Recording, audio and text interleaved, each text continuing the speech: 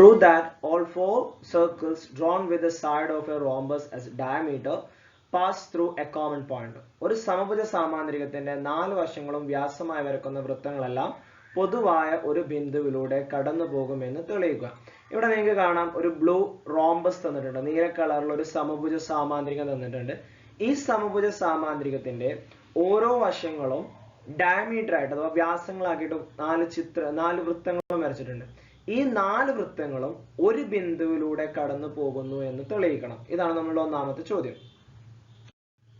Then അതേപോലെ തന്നെ വേറെ ചോദ്യം കൂടിയുണ്ട്. Prove that this is true for any quadrilateral with adjacent sides equal as in the picture. അതായത് ഈ കൺസെപ്റ്റ് നമ്മൾ റോംബസിന്റെ ഓരോ വശങ്ങൾ ഡയമീറ്റർ ആയിട്ട് സർക്കിൾ വരച്ചാൽ ഒരു ബിന്ദുവിലൂടെ കടന്നു പോകുന്നു പറഞ്ഞല്ലോ. ആ കൺസെപ്റ്റ് അടുത്തടുത്ത വശങ്ങൾ അഥവാ അഡ്ജസന്റ് സൈഡ് തുല്യമായിട്ടുള്ള ഏതൊരു ചതുർഭുജത്തിലും ഈ കൺസെപ്റ്റ് ചെയ്യാൻ പറ്റും. അഥവാ സമീപ വശങ്ങൾ തുല്യമായ ഏത് ചതുർഭുജത്തിലും ഇത് ശരിയാണെന്ന് തെളിയിക്കുക. ഇതാണ് നമ്മളുടെ 2 ക്വസ്റ്റ്യൻസ്. അപ്പോൾ നമ്മളുടെ ഫസ്റ്റത്തെ ചോദ്യത്തിന് ഉത്തരം എഴുതാനും വേണ്ടിയിട്ട് ഞാൻ ഈ റോംബസിന്റെ നമുക്ക് തന്നിട്ടുള്ള 2 ഡയഗണൽസ് നമ്മൾ വരച്ചു. AC and DB. ഈ 2 ഡയഗണൽസ് ഞാൻ എന്ത് ചെയ്തു, വരച്ചു. അപ്പൊ ഇവിടെ നമുക്ക് കുറെ കോണുകൾ കിട്ടുന്നുണ്ട്. ആദ്യം കിട്ടുന്ന കോണാണ് AOD എന്ന് പറയുന്ന ഈ കോണ്. ഓക്കെ, AOD എത്രയായിരിക്കും? 90 ഡിഗ്രി ആയിരിക്കും. കാരണം ഇവിടെ ഇങ്ങനെ ഒരു സർക്കിൾ കണ്ടതാ. ഈ സർക്കിൾ ഇങ്ങനെ വന്നു കഴിഞ്ഞാല് നോക്കി, ആ സർക്കിളിന്റെ ഡയമീറ്റർ ആണ് എന്ത്, നമ്മളുടെ ഈ ത്രികോണ ഈ റോംബസിന്റെ ഒരു സൈഡ്. അപ്പൊ ഇത് ഡയമീറ്റർ ആണ്. ഇത് ഡയമീറ്റർ ആണെന്നുണ്ടെങ്കിൽ ഇത് അർദ്ധവൃത്തത്തിലെ കോണല്ലേ, അല്ലെ, സെമി സർക്കിൾ ആംഗിൾ അല്ലേ. അപ്പൊ അതെന്തായിരിക്കും? 90 ഡിഗ്രി ആയിരിക്കും. ഓക്കെ ആണല്ലോ. അങ്ങനെയാണ് നമുക്ക് AOD എന്ത് കിട്ടുന്നത്? 90 കിട്ടുന്നത്. അപ്പൊ നമുക്ക് പറയാം O is a point on the circle with AD as diameter. O എന്ന് പറയുന്നത് AD വ്യാസമായ വൃത്തത്തിലെ ഒരു ബിന്ദുവാണ്. ഓക്കെ, ഇതേപോലെ തന്നെ COD എന്ന് പറയുന്ന ഇവിടെ ഒരു 90 ഡിഗ്രി നമുക്ക് കിട്ടും. ഇതും അർദ്ധവൃത്തത്തിലെ കോണാണല്ലോ.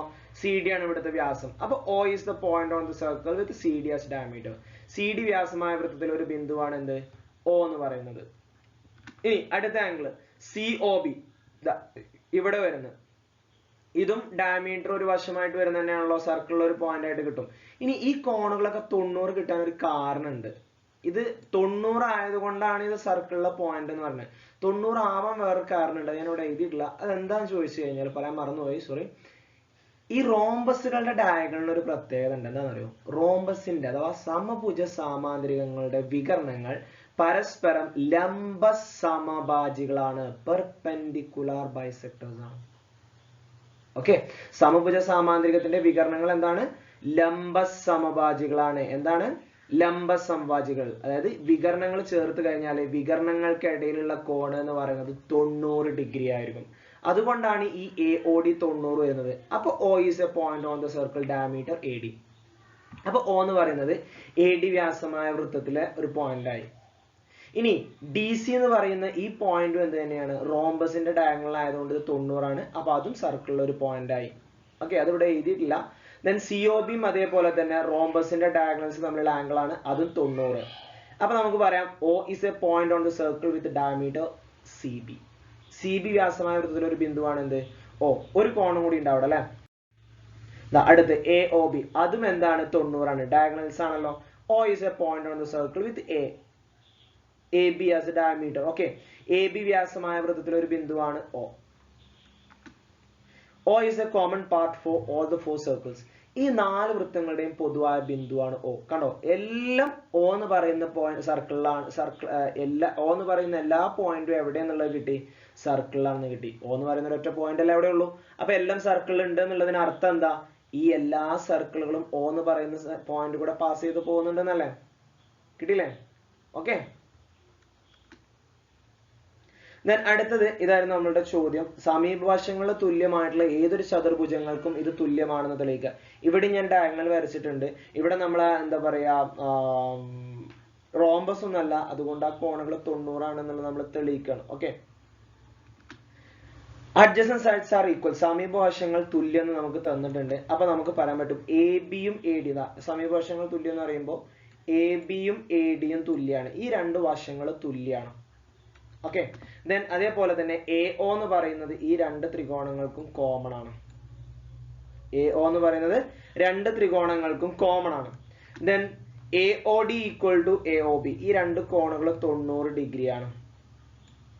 ഓക്കെ, ഒരു ത്രികോണത്തിന്റെ രണ്ട് വശങ്ങൾ എന്താ പറയാ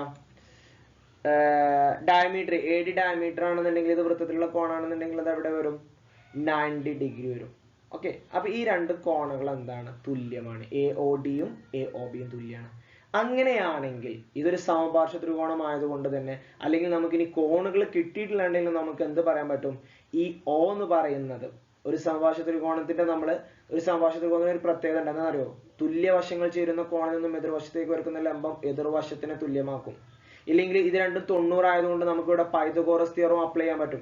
ഹൈപ്പോട്ടനസും സെയിം ആണ്, ഒരു സൈഡും സെയിം ആണ്, എങ്കിൽ മൂന്നാമത്തെ സൈഡും എന്തായിരിക്കും? സെയിം ആയിരിക്കും. ഇല്ലെങ്കിൽ നമ്മൾ RHS എന്ന് പറയുന്ന കണ്ടീഷൻ ഓർക്കുന്നുണ്ടോ നിങ്ങൾ? RHS എന്ന് പറയുന്ന കണ്ടീഷൻ എന്താ? RHS എന്ന് പറയുന്ന കണ്ടീഷൻ, R എന്ന് പറഞ്ഞാൽ റൈറ്റ് ട്രയാങ്കിൾ, മട്ടത്രികോണാണോ എന്നുള്ളത് ആണ്, മട്ടത്രികോണാണ്.